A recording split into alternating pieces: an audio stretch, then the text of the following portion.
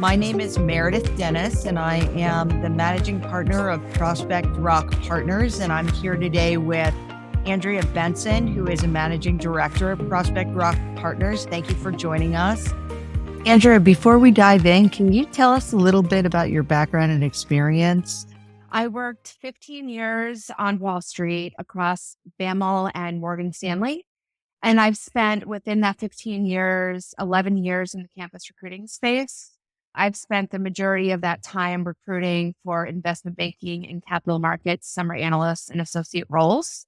So call it 11 years, 11 summer programs, hired upwards of 12,000 interns who've then converted to full-time bankers. I've seen it all. I've seen really good years. I've seen really bad years. I've lived it. I've seen the offers, no offers. I'm just here to share a view on what you can do to pick yourself back up. What are some things they can do to handle the situation professionally? That's a great question, Meredith. I think I would first say not to overreact. And when you receive the news of the no offer, to take it professionally. And then you would then leave work for the remainder of the day. I would then say, take the weekend to digest the news. You worked a long time to get the internship. You will feel disappointment. It's natural. You'll want to acknowledge those emotions, but rather looking back on the experience as a catalyst for growth. Look back at your performance. Were there areas that you could pull some strength?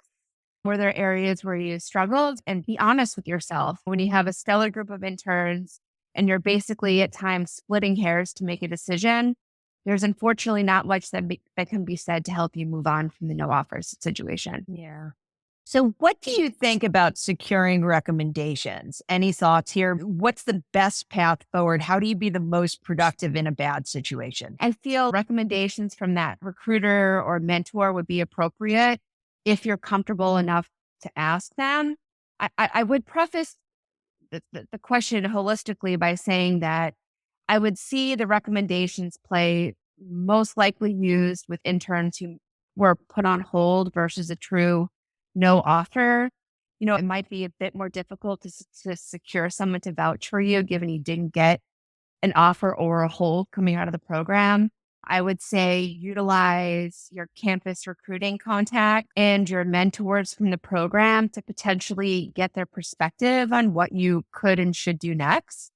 I think their views are really invaluable. They could potentially give you some feedback that you may not have received during the program that you could take with you as nuggets in your pocket for growth moving forward. Some people feel as though they had a strong relationship with their supervisor or manager on the desk, and at times think it's okay to reach back out, set up a phone call, discuss your performance, get their views and advice on next steps. This really shows your initiative and commitment and figuring out what you can do full time. Use this feedback to develop a plan for yourself. With how should summer interns respond if they don't receive an offer at the end of their internship? What are some things they can do to handle the situation professionally? Take the weekend to digest the news. You worked a long time to get the internship. Obviously, all interns are expecting that full-time return offer, but when you hear the news, you will feel disappointment. It's natural.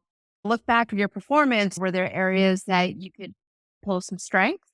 Were there areas where you struggled? And be honest with yourself. It may not have solely been the technical aspect of the job. You can give it a try. I really wouldn't let it get you down.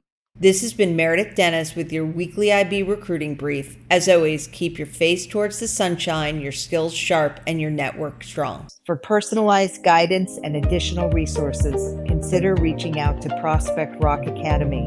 We offer tailored counseling and practical tools to help you navigate this challenging phase and land your ideal role in investment banking.